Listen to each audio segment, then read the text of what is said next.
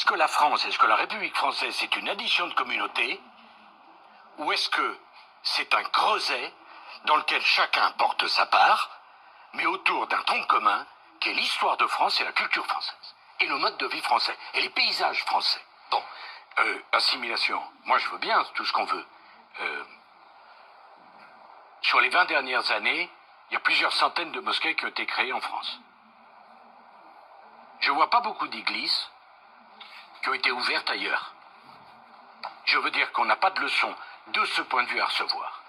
Mais la question, est-ce que, quand vous venez dans un pays, vous aimez sa langue, vous aimez sa culture, vous aimez son histoire, ce qui ne veut pas dire que notre histoire a toujours été impeccable. Est-ce que vous devez... oui. Sinon, pourquoi vous venez?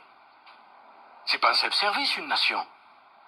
Une nation, c'est pas simplement des avantages. C'est différence. Vous disiez que la différence, c'était une culture tout à l'heure. C'était une richesse. Mais madame, moi-même, je suis différent.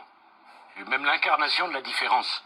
Donc, il ne faut pas me dire que la République française empêche qui que ce soit d'être différent. J'aime la différence. Je suis différent et j'aime la différence. Mais je veux qu'on aime le pays qu'on choisit.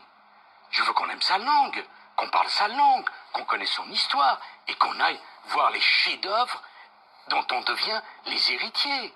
Moi, je ne veux pas qu'on me dise Gauguin a mis enceinte une gamine de 14 ans lorsqu'il était en Polynésie. On va décrocher les chefs-d'œuvre de Gauguin. Il se trouve en plus que c'est la période la plus extraordinaire parce qu'il s'est mal comporté. Mais madame, si on doit décrocher tous les gens qui sont mal comportés, quelle est la caractéristique d'un homme et d'une femme? C'est de faire des erreurs. Sinon, c'est pas un être humain, c'est un robot. Avec une intelligence artificielle, peut-être qu'on y viendra un jour. Je n'ai pas envie. Voilà. Et je veux pas qu'on me dise, quand c'est un anniversaire de la mort de Napoléon, on le célèbre pas, ou qu'on va déboulonner Colbert ou De Gaulle. On est chez les fous. Parce que pour ça, il y a Daesh en Syrie. Il y a les talibans. Ça, c'est bien. On fait table rase. 1984. Orwell. Orwell. C'est extraordinaire. C'est un génie, ce monsieur. Il a montré comment on installe une dictature par la réécriture de l'histoire. C'est exactement ce à quoi on assiste. Voilà.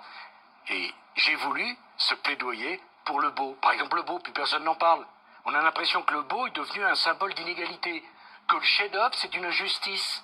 On est à ce point-là aujourd'hui. C'est pas parce que le beau est subjectif qu'on n'a pas le droit d'en parler. C'est merveilleux. Quand Notre-Dame brûle, il n'y a pas besoin d'être un pratiquant pour avoir le cœur qui saigne. Quand on voit le Mont-Saint-Michel, c'est un des endroits que je préfère en France, on n'a pas besoin d'être un croyant absolu pour s'agenouiller et dire Dieu que c'est beau. Eh bien, j'ai voulu, dire rien ne vaut que le beau.